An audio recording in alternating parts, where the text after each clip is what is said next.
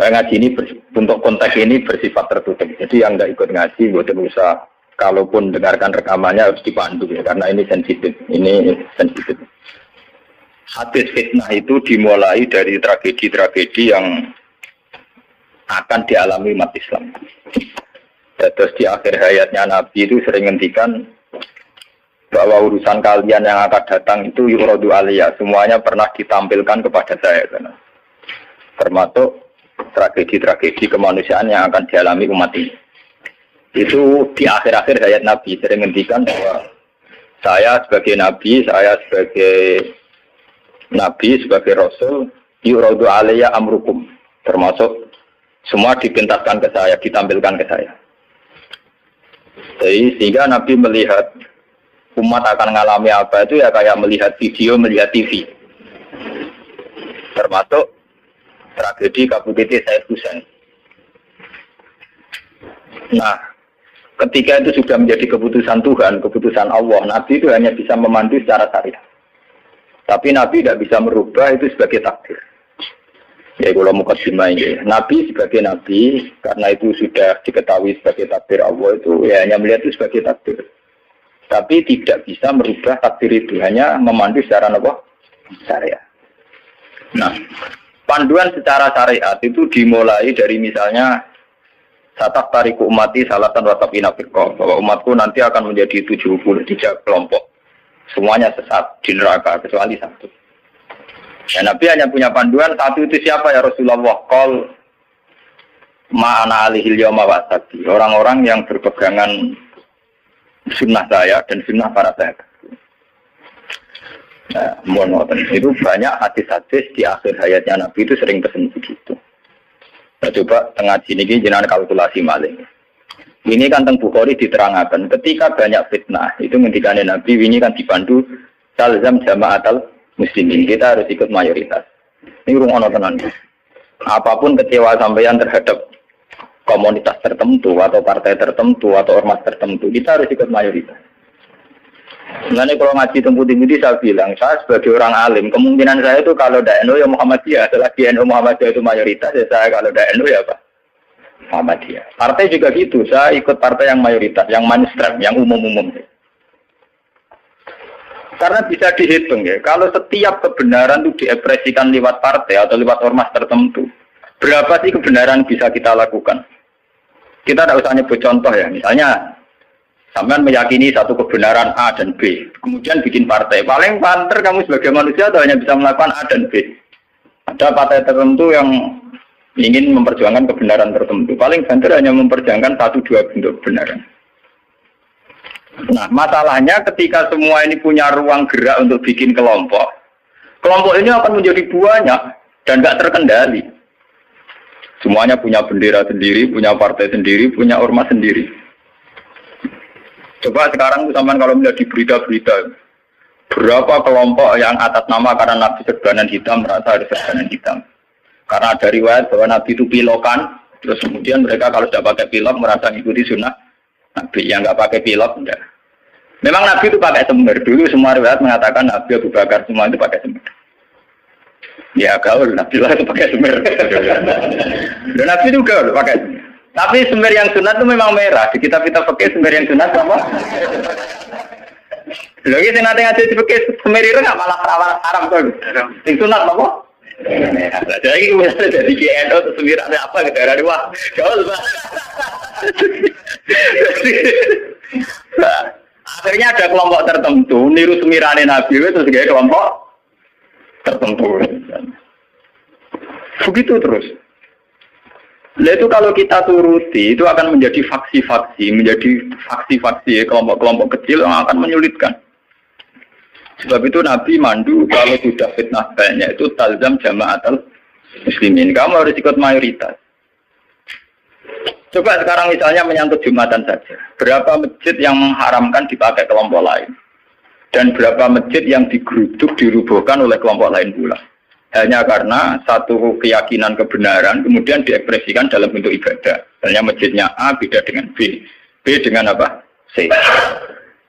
Itu kalau dituruti tidak ada selesainya. Nah itu Nabi berpesan, kalau ada kelompok Islam yang sedang solid, kok ada yang ingin memecah, itu boleh diperangi. Fadribu bisa itu boleh dilawan, bahkan harus dilawan dengan kekerasan. Kalau harus dengan kekerasan ya boleh pakai kekerasan. Itu kenapa Nabi se-ekstrim itu sampai menghentikan Fadribu bisa, orang itu harus dilawan dengan kekerasan. Ya tentu kalau kekerasan itu harus menjadi alternatif terakhir. Tapi yang jelas harus dilawan ya. Dalam teori modern ya harus dilawan. Tidak harus dengan pedang, harus dilawan. Kita punya sejarah dulu ya. Kayak dulu ketika mainstream Islam di Indonesia itu mengikuti pola NU atau Muhammadiyah. Dulu kita punya LDII. Punya Darul Islam yang dipimpin Kartosuwiryo. Kebetulan tetangga saya dulu orang Rembang, orang Sulang, daerah saya. Kemudian ada gerakan Aceh Merdeka. Kemudian ada Junduwo. Ada kelompok-kelompok yang karena terinspirasi oleh Islam, termasuk kelompok pembunuh diri dan sebagainya. Kemudian mereka menjadi firqah hanya karena meyakini satu dua kebenaran yang ingin diperjuangkan. Tapi kelompok ini kan tidak mayoritas terus risikonya kan kurang komunikasi, kurang konsultasi, kurang silaturahim dengan kelompok lain. Nah itu repot. Sehingga kayak di Mekah ada Wahabi, di Mesir ada Ikhwanul Muslimin, di Palestina sendiri ada Hamas, ada Al-Fatah, di Syria ada Amal Syiah, ada Syiah Imamiyah. Di Indonesia sendiri semenjak era kebebasan berbagai front-front ya banyak sekali. Semuanya mengatasnamakan apa? Islam. Memang kita terima kasih dalam hal tertentu yang diperjuangkan. Kita fair terima kasih. Tapi bahwa kemudian saat kelompok itu melawan mayoritas mainstream Islam di Indonesia kayak NU Muhammadiyah, itu mereka punya semangat itu baru berapa hari. NU Muhammadiyah merawat Islam di Indonesia itu sudah puluhan tahun. Mereka merawat Islam dengan semangat baru beberapa hari. Mungkin bapak mereka belum sholat. Kata mereka kuliah, ngerti berita tentang Israel, atau ngerti berita tentang kemungkaran, kemudian menjadi ekstrim. Jadi cara bahasa kasarnya berapa hari mereka mengenal Islam. Sudah hanya satu dua kebenaran yang diperjuangkan, mereka anti sama kebenaran sudah jalan lama, yaitu kebenaran yang ditanamkan leluhur kita. Mulai ngajari anak-anak caranya sholat, caranya baca doa iftitah, caranya tumak Nina, caranya sesuci dari najis. Nah, tapi kelompok-kelompok yang istiqomah ngajar ini kan tidak menjadi populer karena ada demo pakai bendera besar-besar. Kelompok apa? Tapi yang demo-demo pakai bendera-bendera besar, apa betul mereka ngurus Islam secara harian? Ngurus caranya orang sholat, caranya orang ngilangi najis. Kiai NU ke selera karuan rano najis mulai mukhafafah mughalladah mutawat kita angkono do ribet ge gendera demo ya ora tempat ge gendera to Medina mulang urusan apa najis mulang kate jelimet era karuan ana mutada mutamayiza mukhayyimah tahayyirah sampai mbono sing damun akhlak aku ambek ora aqua wis entek iki menapa entek. Nah itu dulu fenomena kelompok itu kata Nabi secara syariat itu dipandu. Kamu harus ikut mayoritas kata Nabi. Ketika banyak fitnah kamu harus ikut mayoritas. Mungkin saat ini kita hitung. Ini ngaji tenan gitu. Tapi ini tertutup ya artinya ngaji. Zaman hitung mawon. Kalau partai-partai atau ormas banyak itu kita turuti atas nama ideologi tertentu atau atas nama visi tertentu. Oke lah atas nama visi tertentu orang sah bikin partai bikin ormas. Tapi mereka secara realistis karena minoritas, itu apa sih yang bisa diperbuat dari kelompok minoritas? Sudah gitu, secara teori modern kalau dia ada jabat namanya oposisi. Sudah oposisi kasih duit cilik. Paham ya, oposisi radi duit napa? Cilik. Ngurusi faktinya dewe kebingungan urung ngadepi sebuah negara. Itu mendingan umat Islam itu ikut mayoritas, yaitu bagian dari negara. Sehingga peralatan negara dengan sendirinya juga peralatan Islam. Sama saya hitung ya. Kalau nanti ngaji bolak-balik kalau hitung, ini rumah nontonan hitung di penggalih. Kalau umat Islam itu ikut umumnya orang, ada yang jadi tentara, yang jadi polisi, yang jadi pedagang, ada yang jadi pengusaha, ada yang jadi miskin, ini rasa tidak ada jadi. Kalau itu udah proses penjadian, sudah jadi sendiri. Lama. Karena itu mengakui Islam yang hanya bunyal Islam ala khamsin. Ini rumah nonton ini ngaji. Saya bertaruh betul. Saya bertanggung jawab di depan Allah. Kalau mereka mengikuti Islam dengan kaidah Nabi saja, yaitu hanya bunyal Islam ala khamsin, bahwa Islam itu dibangun atas 5 hal, yaitu syahadat la ilaha illallah wa anna Muhammadar Rasulullah wa iqamis shalat wa ita'iz zakat wa shaumi Ramadan wa hajjil baita man istata'a ilaihi sabila. Itu tidak menerangkan partai politik, juga tidak menerangkan sebuah bentuk negara, juga tidak menemukan formasi negara, formula sebuah negara. Itu enak. Artinya enak itu misalnya kalau misalnya kayak Rukin Madun mau dibunuh orang Israel karena bagian dari bangsa Indonesia, negara wajib melindungi atas nama dia bagian bangsa Indonesia. Karena dia ngakui konstitusi negara, dia warga yang baik. Maka ketika Rukin Madun mau diculik Israel, itu negara harus melindungi dengan peralatan negara. Itu beda dengan kalau Rukin Madun gaya faksi tertentu, anti negara balanya Amerika. Dia ini gaya faksi tertentu anti Israel. Dia bantu rincing dewe, segawe senjata rakitan, terus dia nyerang Israel. Itu kalau diserang Israel, itu negara harus tanggung jawab.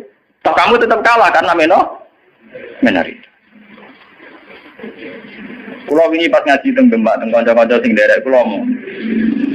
Kita secara ideologi bersimpati ya sama kelompok-kelompok yang melawan kebatilan. Tapi kalau kelompok itu kecil dan beda dengan negara, itu resikonya negara harus tanggung jawab. Ya kan kita cerita ilmiahnya saja. Ini bukan menyalahkan siapa-siapa. Kita cerita ilmiahnya saja. Banyak faksi-faksi kecil kayak kasus di Sudan, di Khartoum, di Darfur, di Rwanda, di Kenya. Itu sama kalau melihat berita di Kenya, di mana itu yang sering ada penculiknya itu yang Somalia ya, Somalia.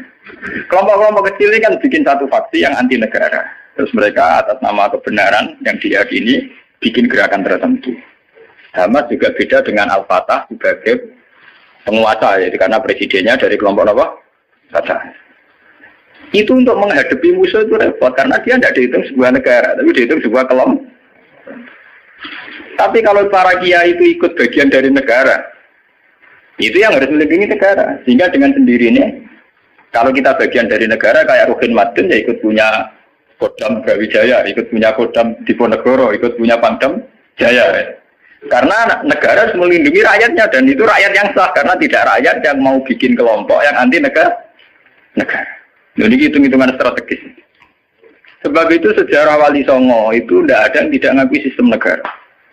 Dulu ketika Sunan Ampel itu dapat Ampel Denta, itu bagian dari Majapahit. Ketika beliau ingin bikin negara, juga ngakui sistem pola negara. Yaitu pola negara saat itu harus dipimpin seorang raden, sehingga Sunan Ampel tidak nyuruh wali-wali yang lain, tapi nyuruh Sunan Raden Sinten Fatah. Begitu terus zaman Basim Asy'ari juga ikut Masyumi. Ngakui proses bernegara secara konstitusional, sehingga Basim ya ikut Masyumi saja, ke kelompok bagian dari negara. Dulu ketika era Soekarno ya ada kabinet K4 termasuk NU yang ngakui proses hukum negara. Karena dengan NU ikut partai politik dan bagian dari negara, itu kalau diserang Malaysia atau Portugal ya pada karo nyerang Indonesia.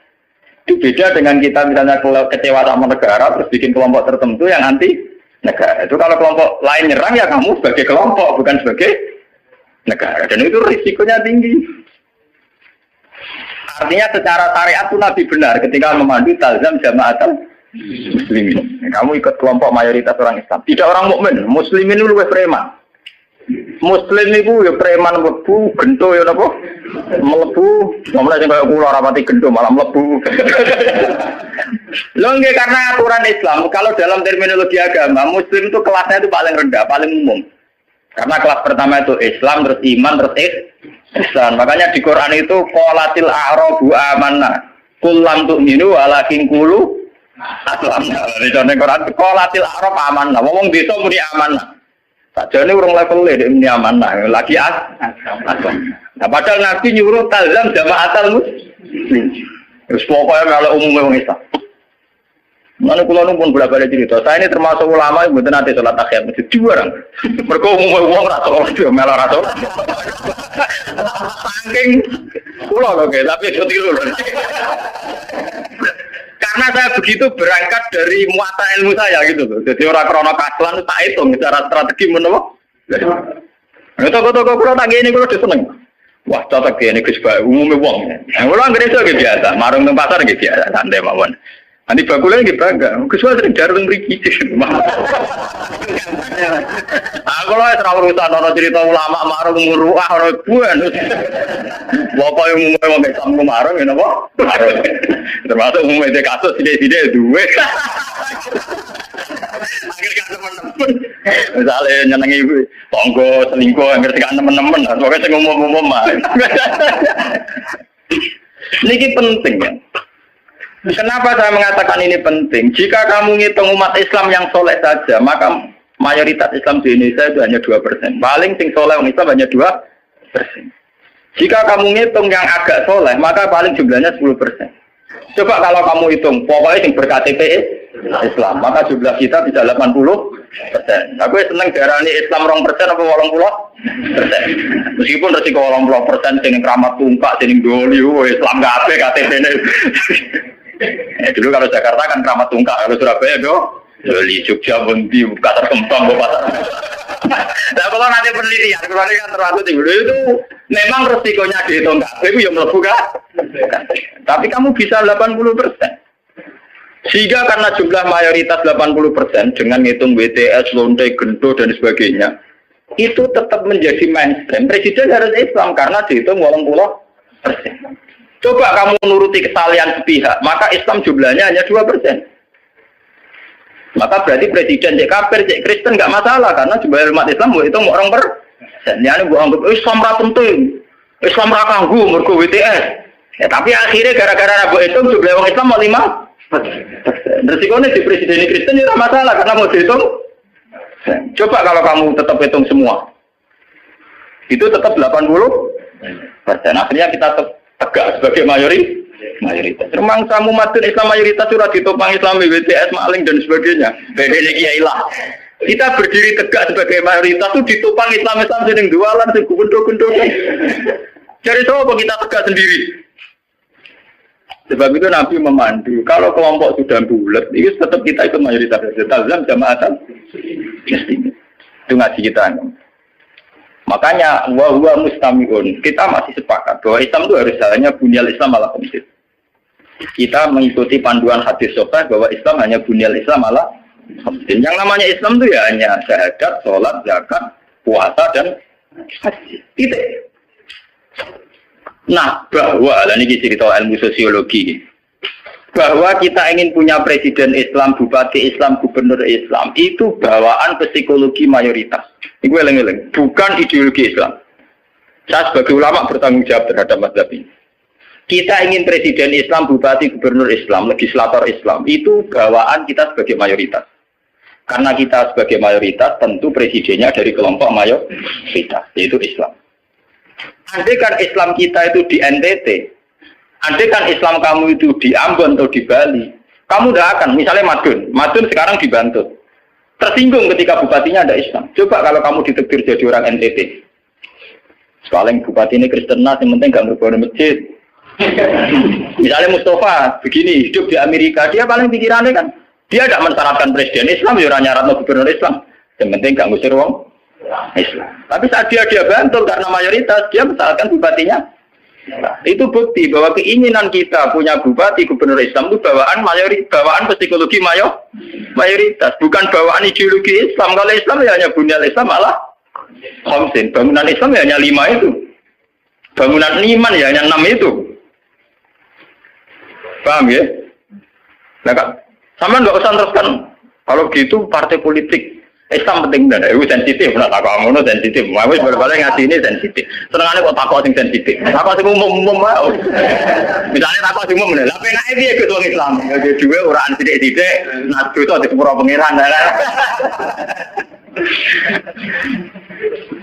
Wong di dhewe ora dosa lho kan. Tapi mungkin di sepuro pangeran. Tapi ini ngaji, ini penting ngaji. Jadi ngaji yang kemarin kan jelas ya, ketika banyak fitnah, banyak tragedi, pesan Nabi Nabi talzam jamaatan. Itu dalam sebuah hadis ada yang lebih ekstrim lagi. Nabi ngendikan waman sadda finnar. Siapa yang ingin bikin kelompok sendiri, merasa benar sendiri, maka waman sadda finnar. Dia akan masuk neraka. Itu artinya pentingnya sebuah mayoritas. Karena mayoritas ini penting, kita akan ikut sesuai umumnya orang. Karena warahmati wasiat kullasya. Kalau kita ngaji secara tasawuf ya warahmati wasiat kullasya. Kulo sering ngaji teng santri-santri. Kulo ada sing ngaji kulo nganti nangis. Kulo ceritani. Kulo niku ulama. Kulo sering numpak mobil pribadi, sering ngebis gitu. Ketemu preman sering kulo sering lunga dhewean. Tak ceritani. Kita ini sebagai mukmin kan meyakini warahmati wasiat kullasya. Rahmatnya Allah itu ada di mana-mana dan lewat siapa saja. Kalau kita misalnya jadi kiai, wah sementing ngurusi santri. Sekali lunga dhewean kecelakaan. Wong sing dalan-dalan rata-rata wong fasik. Sing sering memberi pertolongan dini nek ana kecelakaan ning dalan-dalan ya wong ning dalan-dalan. Ora ngarah Pak Kiai. Ya ora ngarah wong bupati soleh tenanan. Tapi ternyata Allah membuat orang di jalan-jalan hikmahnya banyak. Mereka adalah orang-orang yang sering melakukan pertolongan dini saat ada kecelakaan. Mereka adalah orang-orang gara-gara ning dalan-dalan ana kesasar takok alamat ditakoki. Kowe tahu di ganjaran zona alamat wong kesasar. Mergo kita ora tahu ning dalan. Tapi ternyata rahmati Allah dilipat nang ning dalan-dalan kita lunga ning ndi ora alamate takok orang yang di jalan. Kita harus iman karo rahmati wasiat kullah. Rahmatnya Allah di mana? Nanti kalau ulama lagi biasa tentang terminal, ketemu macam-macam biasa. Cara pulau ini biasa, tak mau coba rahmati wasiat apa? Kalau biasa lah ini. Ya artinya ya kita harus iman. Dan saat kita meyakini mayoritas bahwa rahmatnya Allah Taala itu mayoritas, Islam juga mayoritas. Kita merasa saat di pondok ya kumpul orang Islam, saat di terminal kumpul orang Islam, yang jalan kumpul orang Islam. Coba kalau kamu pakai eksklusif. Terminal gitu cabut itu fasek kabeh. Baru ngono butuh ngisi gitu wis wong fasek wong bayar. Kok dalili, ngomong kok bayar fasek. Nah, gue malah iso ngising kan. Fasek ka Allah, penting nyediakno WC kena bengi. Di Bang Soleh rabi fasilitas. Fasek ka Allah. Jadi contoh-contoh betapa eksklusisme, satu perasaan eksklusif itu menyesatkan. Allah sendiri terbuka rahmati wasiat kullasya. Lah kullasya ini lebih dekat mayoritas apa minoritas? Lebih dekat teori apa? Mayoritas. Nah, makanya saat ini kita ngaji nih, ya, bahwa panduan Nabi untuk mengikuti mayoritas itu secara syariat memang sudah benar. Dan setelah teori rasional teknis juga sudah benar. Cuma kan saya harus menyampaikan ini lewat ngaji, bahwa ini bukan akal-akalannya Gus Bah. Memang ada di kitab yang diyakini sahih, yaitu kini kitab Muslim. Muslim itu dua kitab, yang satu paket dengan Bukhari apa? Muslim. Dua kitab yang diyakini sahih setelah kitab buah. Ya, dalam keyakinan mayoritas orang Islam setelah kitab buah adalah kitab Bukhari apa? Muslim. Dan lewat kitab sahih ini sampean tahu bahwa panduan mengikuti mayoritas adalah panduannya Nabi. Paham ya? Panduannya sinten? Nabi. Mulane iki ngalim-ngalim Jawa orang bejuban, umumnya wong nganggo helm. Ini biasa umum wong. Karena mereka tahu betul pentingnya mayoritas, pentingnya tradisi mayoritas. Mereka jarang orang-orang alim mau memaksakan jubahan, maksudnya paling kadang-kadang Jumatan bin macam, tapi ini kemauan ya wong tertentu jubarang gitu, wong alim. Nah rapati ngalim kata, tapi jubarang pun apa terus, wong alim kali mesti biasa-biasa lah. Mana? Terkuat ya tenang. Saya ngomong apa? Mau terus akan tadi lah. Ketika kebenaran itu ternyata tidak sesuai dengan perilaku pejabat atau perilaku sebuah pemerintahan itu kayak apa? Nah ini terus babu wujubil ingkar ala lumara fima yukhalifu syarka wa tarki qitalihim ma sallallahu wa nahwi dzalik.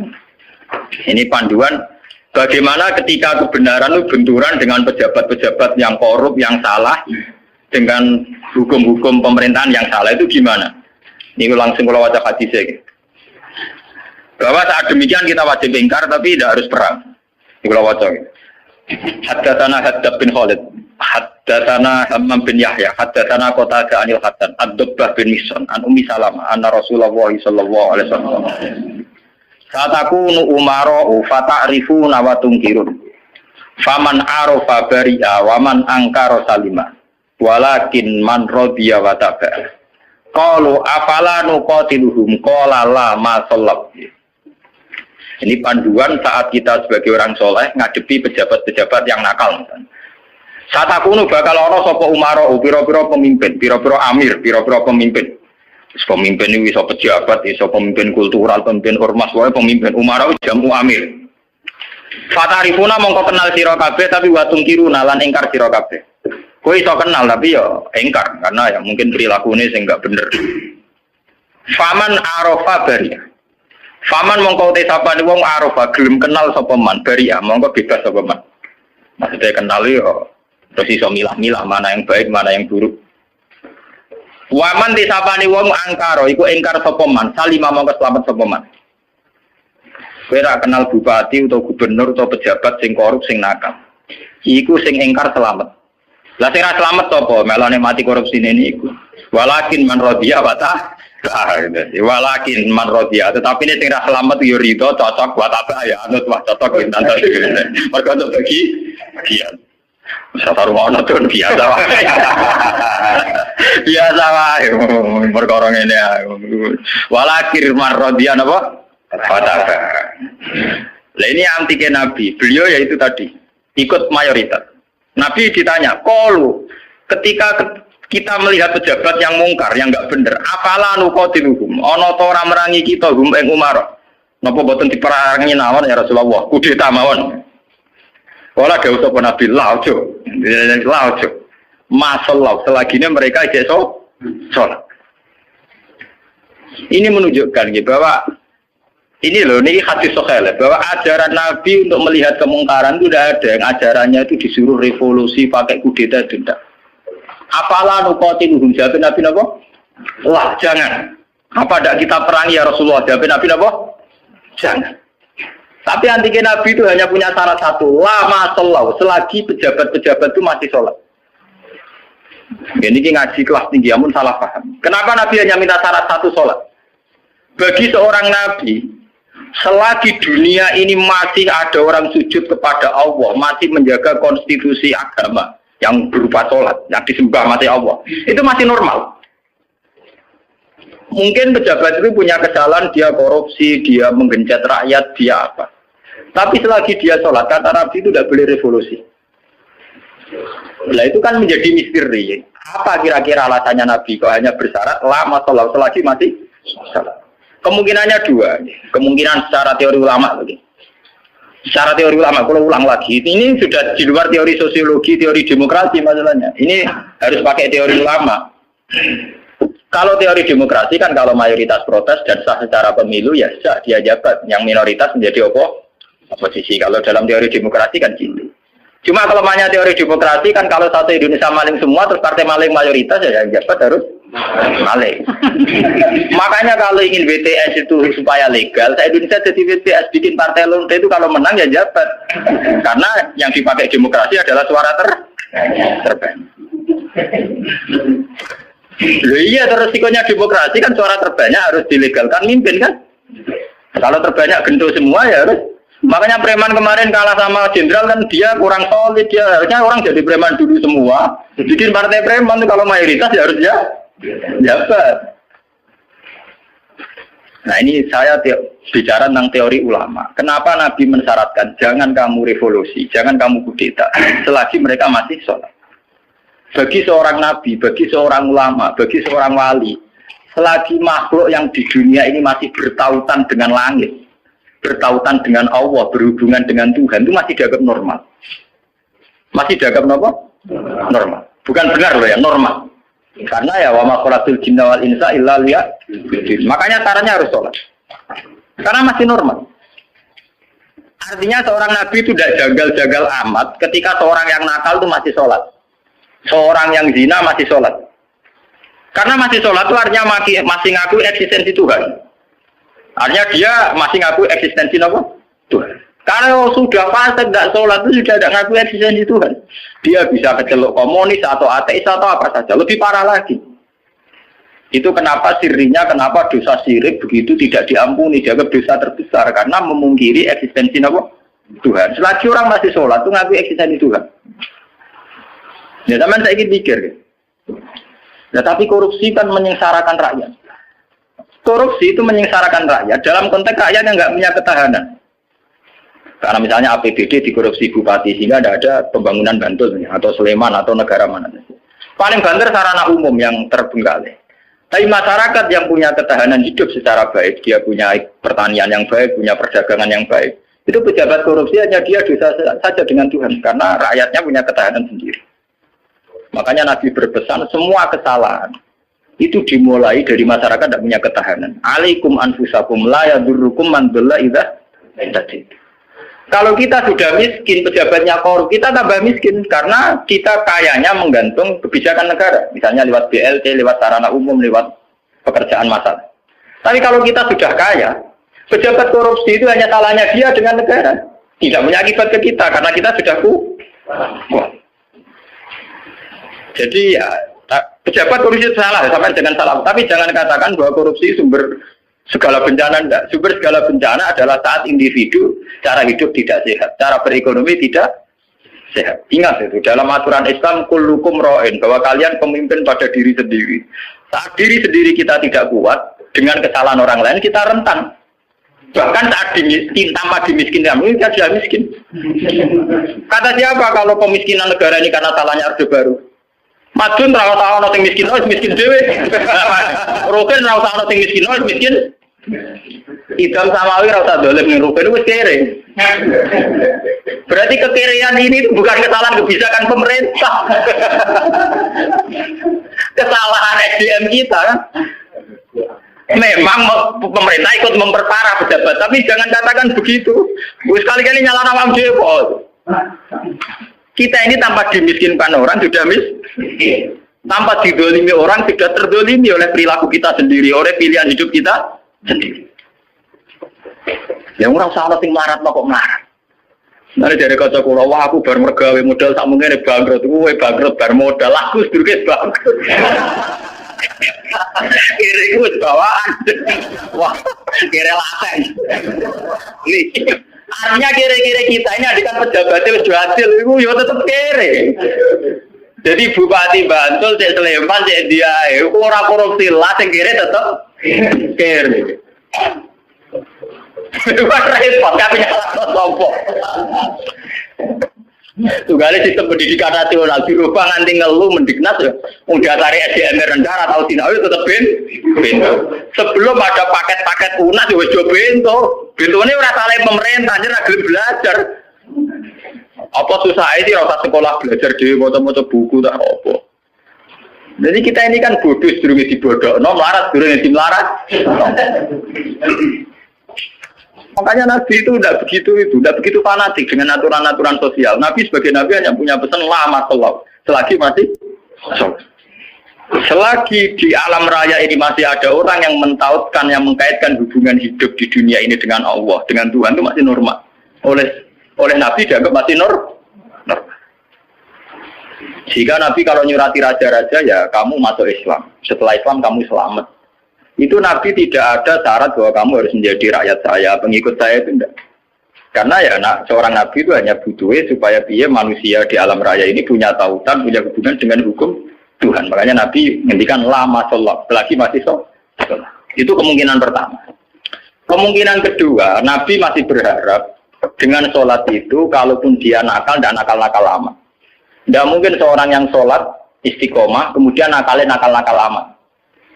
Karena tidak mungkin dengan kekuatan sholat itu kemudian menjadikan perzinaan menjadi kebutuhan. Menjadikan minum menjadi kebutuhan. Paling aksiden. Kelebihannya orang sholat, kalaupun dia zina itu aksiden. Gak kuat ngempet, kecelakaan. Apa nyabu gak kuat ngempet, kecelakaan. Dia tidak akan menjadikan kecelakaan atau kesalahan kayak zina minum sebagai kebutuhan.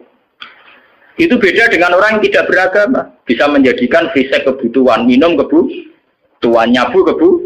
Kelebihannya agama adalah sebuah kesalahan itu hanya aksiden, kecelakaan, kepleset. Mulanya dalam bahasa tasawuf darani kepleset.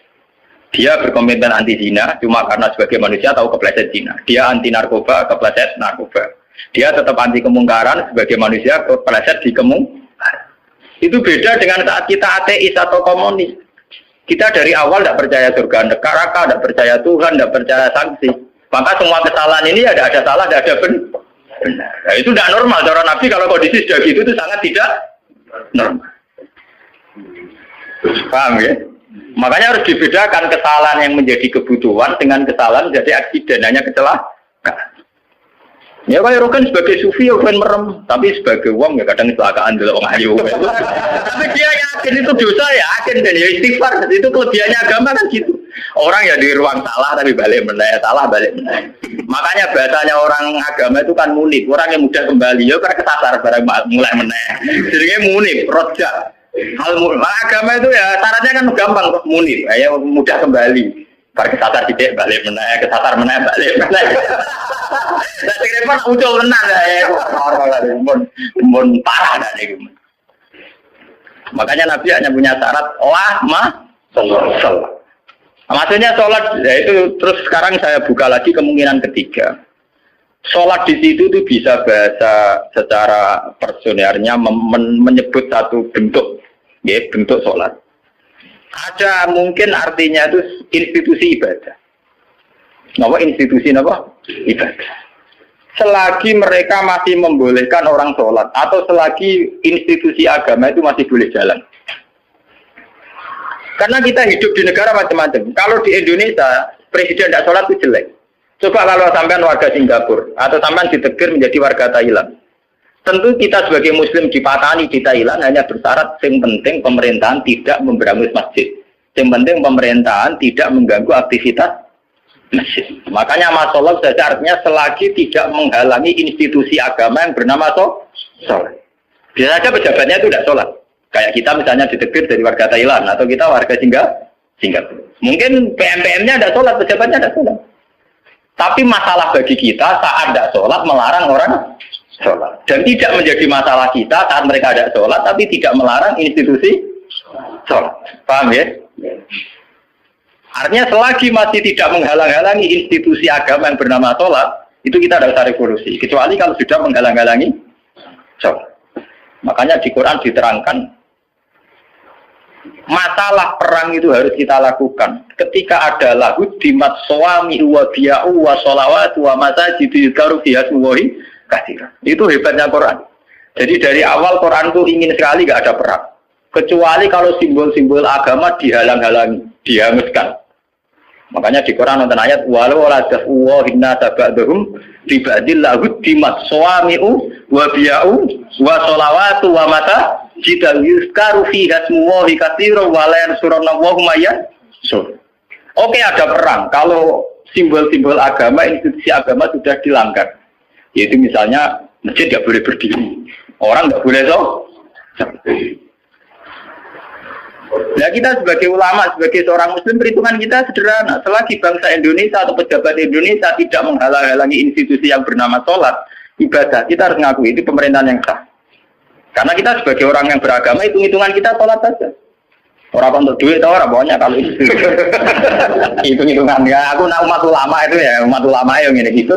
Nah umat gendone ya ngitung duit. Ya karena umat-umat. Mari dosanya kan mau eksiden, mau kecelakaan. Orang laten, orang dosa apa? Kan orang komunis kan kita ada komunis. Makanya lama sholat itu bisa saja artinya yang penting institusi sholat itu tidak terganggu. Makanya banyak dulu ulama-ulama dulu yang hidup di Tashkent, di Azerbaijan. Dulu Imam Bukhari itu orang mana? Sampean kira orang Bukhari itu orang Mekah atau Madinah? Tidak, dia orang Azerbaijan. Sekarang ikut Tashkent. Makanya kalau kitab-kitab dulu namanya As-Samarqandi. Samarqandi itu Tashkent. Sekarang kalau tidak ikut Ukraina atau Azerbaijan, mulai kawasan sana di Bukhara. Itu dulu ya biasa saja mereka punya raja yang tidak Islam atau apa. Biasanya taruhannya raja itu baik, tidak menghalangi orang sholat. Makanya dulu Nabi ketika di Mekah ya biasa hijrah ke Habasah ke Ethiopia. Saat itu rajanya tidak Islam. Nabi mengira diberlakukan secara baik. Artinya saat Nabi beragama tidak dilarang. Ternyata di Ethiopia, di Habasah saat Nabi beragama dilarang. Artinya ukurannya itu tidak harus Islam. Tapi yang penting saat kita beragama tidak dihalang-halangi. Paham ya? Dalam tarikh kita kan begitu tuh. Makanya Nabi perhitungannya satu. Dalam kekecewaan kita terhadap pejabat, terhadap pemerintah, yang penting jangan ada kudeta, jangan ada revolusi yang berdarah-darah. Lama sholat, selagi masih ada sholat. Makanya kemungkinannya itu kalau dalam konteks Indonesia pejabatnya sholat, kalau dalam konteks non-Islam, yang penting pemerintahnya tidak menghalang-halangi orang sholat. Misalnya kayak di Amerika, di Eropa itu kan masih banyak yang baik, itu masjid tetap boleh berdiri, aktivitas Islam boleh. Itu masih normal ya. Dalam pandangan Nabi begitu itu masih apa? Normal. Nah, lewat ngaji ini biar jenengan tahu betul bahwa sebetulnya kita sudah punya panduan politik. Ya, panduan politik, panduan sosial itu kita sudah punya dari Nabi. Ya masalahnya roh tak orang tetap dan roh kitabe tak orang lagi tak ulang mulane tak ulang mulane tak ulang. Pentingnya ngaji ini biarnya kita tahu. Sebenarnya panduan-panduan itu sudah ada. Nah, bodohmu orang dibodohno wis bodoh lagi kemarin perkara. Melarat ini tim melarat wis napa? Belum melarat ngenteni tim melarat wong. Jadi keren. Mau aku buang perut mari dhuwitku dibodohi wong keren. Tawangane mlarate ngenteni dibodohi. Wah, masih sampai orang tahu orang yang bodoh ni, wes malah parah. Orang tahu dibodohi, orang tahu bisnis kau malah. Subhanallah. Malah tu saya ngapain tu? Karena ini dibodohi. Wah, misalnya jadi kiai yang ngono di rival politik dijatuh, no lagi jatuh keren. Jatuhnya ngenteni dijatuh. Orang sing jatuh kawet blesek. Mau jatuh ngenteni jatuh no apa kan lumayan. Tawangannya orang sing digabeng hitam. Mau bisa jadi kiai gara-gara disaingi ku terus ambles. Orang harus nyai kok ambles. Mana jatuh sing terhormat, marah atau sing ter. Sopan tidak. Jadi walakin marrodia wata. Kalau kau matur sopo sahabat apalah nuko tidur. Mono orang merangi kita ing Umar. Jawab Nabi kolala, kau usah revolusi, kau usah perang mah. Sallallahu alaihi wasallam. Al-Fatihah.